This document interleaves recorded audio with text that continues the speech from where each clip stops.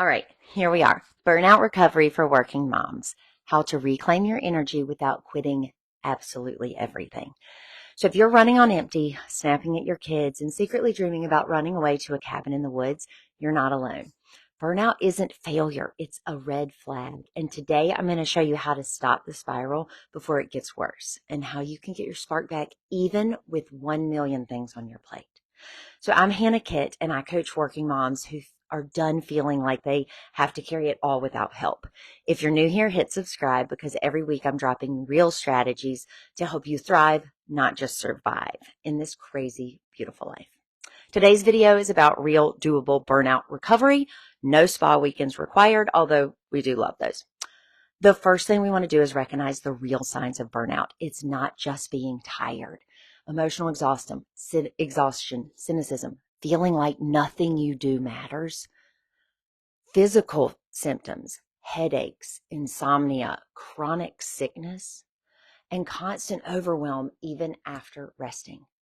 Maybe you're like me. In a past life, I would take a weekend off and still feel exhausted when Monday rolled around.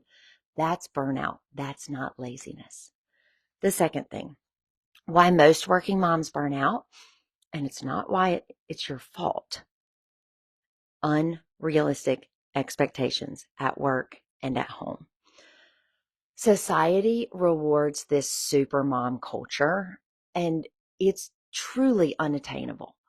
The invisible mental load that no one sees, but that you carry daily, that has a big, big toll on burnout.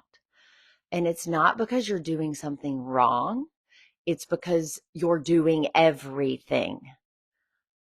It's absolutely impossible. And shame on whoever came up with supermom. I think you can be a supermom without doing all the super tasks. You can just be a present mom, a loving mom.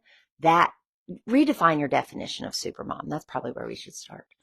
The third thing I want to say is there is a 3-step burnout recovery plan. One that will protect your energy, protecting it like it's your money, because it kind of is. Many boundaries, one small no a day, and then cancel or delegate something this week. Say no to cupcakes for the class party. Store-bought's fine. Or just saying no and letting someone else do it. The next thing is build a micro restorative moment. Burnout doesn't happen in a day, an hour, a week. Burnout happens in all these moments over time that compound. So it can also be recovered in these small little moments over time that compound. 5 minutes alone matters. Breath work, stretching, journaling, whatever you want. But here's a tip. Burnout recovery truly does come from those little moments, just like burnout comes from those little moments. You can't recover from burnout in a once-a-year vacation. The last part of this, ask for help without the guilt trip. Normalize outsourcing. Grocery deliveries, that's so accessible now.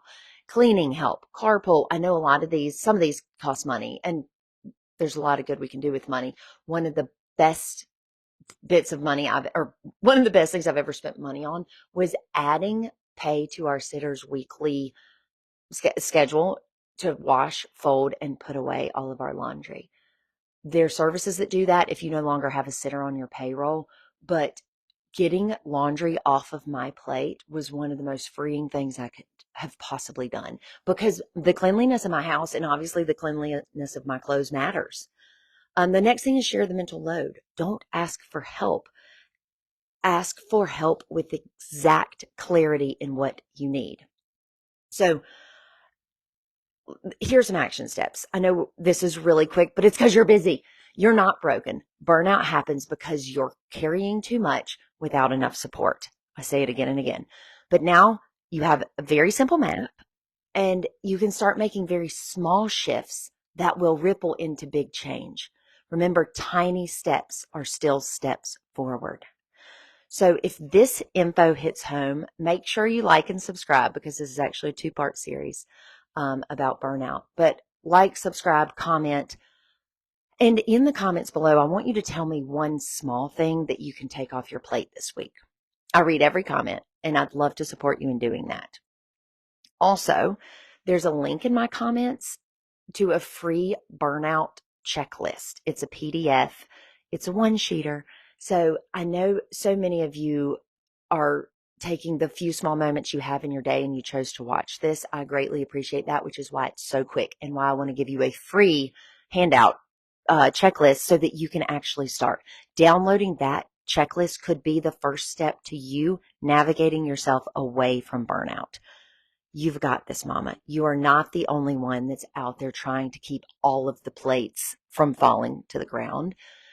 And getting away from that is possible. Gaining control of your life and the things that you can control, and then in turn finding fulfillment in that. So take the first step, download the guide, and choose one thing this week that you're going to take off your plate. One thing, because by protecting you and your peace and beginning to recover from burnout is the greatest gift you could give those that you love, those in your family, those in your work life, those friends. You getting back to you is the greatest gift of all. So please take a moment. Maybe your first step is recognizing that you are in burnout. Um, we're going to talk more about that in the next video. But thank you. Thank you. I love you. I love you. And again, mama, we've got this.